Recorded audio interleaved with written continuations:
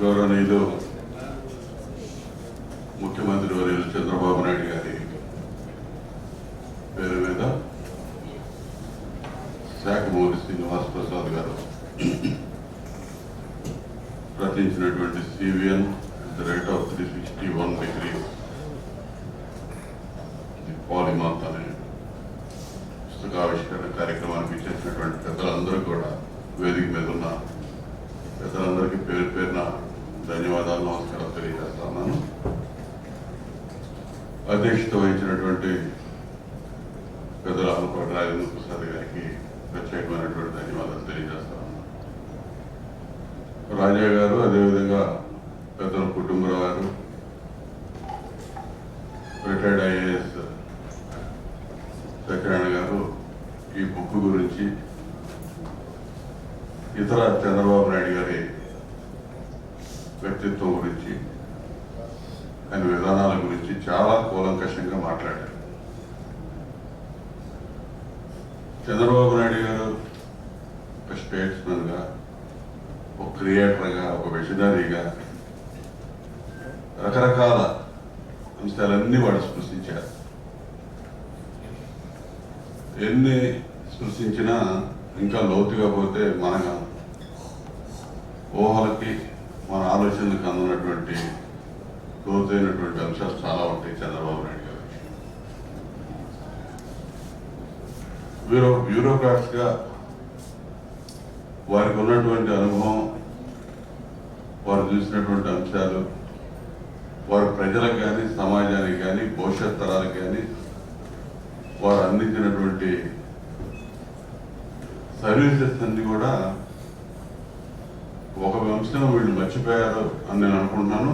వారు అసలు కాదన్నారు, పాలిటీషియన్ కాదన్నారు. ఆయన #1 పాలిటీషియన్ అవటం వల్లే ఇవన్నీ చేయగలిగాడు. ఆయనకు కూడా మనందరం కూడా దగ్గర కాగలిగామని నేను అనుకుంటాను. ఆయన పాలిటీషియన్ కాకపోతే అసలు ఆయన ముఖ్యమంత్రి కాకపోతే మనం ఎవరో ఆయన దగ్గరికి పోం. ఆయన ముఖ్యమంత్రి అయ్యాడు. ముఖ్యమంత్రిగా కూడా కింద పడ్డ పైకి లేకపోవడానికి కింద చెప్పారు పెద్దలు, చాలా మంది మాట్లాడారు. క్రైసిస్, ప్రతి సంక్షోభాన్ని కూడా ఆయన ఎప్పుడు చెప్పే మాట అవకాశంగా మర్చుకోండి. ఎప్పుడు చెప్తాడు. రాజా గారు చెప్పాడు, ఏ లీడర్ అయినా కష్టాలు వస్తే దాని నుంచి పక్క తప్పుకోవడానికి రైట్ చేస్తాడు. చంద్రబాబు గారు ఆయన తప్పుకోడు, మనం తప్పుకునేవాడు.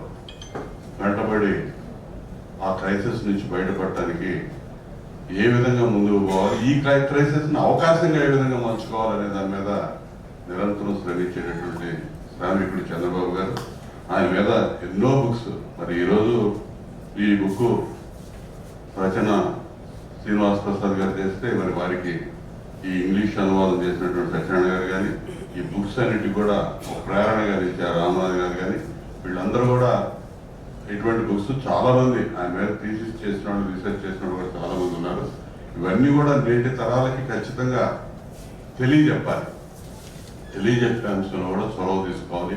ఈ సోషల్ మీడియా ప్లాట్ఫామ్స్ కానీ, గూగుల్ కానీ అన్నింటిలో చంద్రబాబు నాయుడు గారు, ఎందుకంటే పాలిటీషియన్స్ లో నాకు తెలిసి భారతదేశంలో ఇంత గొప్ప పొలిటీషియన్ ఉన్నాడని నేనైతే అనుకోను.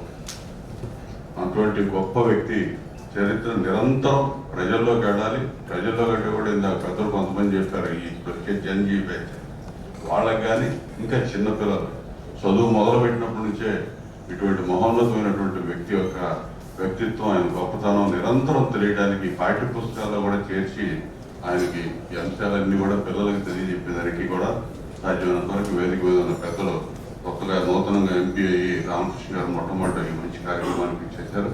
వారందరూ కూడా ఇటువంటి కార్యక్రమాల్లో చొరవ తీసుకొని చంద్రబాబు నాయుడు గారి గొప్పతనాన్ని దిశలా తాడి చెప్పేదానికి, ప్రజలకి, ముఖ్యంగా పిల్లలకి, స్టూడెంట్స్కి తెలియజెప్పేదానికి అందరం కూడా మనం సాధ్యమైనంత వరకు కొన్ని చర్యలు తీసుకుంటే బాగుంటుందని చెప్పి సందర్భంగా తెలియజేస్తూ మంచి అవకాశాన్ని ఇచ్చినటువంటి పెద్దలకి ధన్యవాదాలు తెలియజేస్తూ సెలవు తీసుకుంటాం.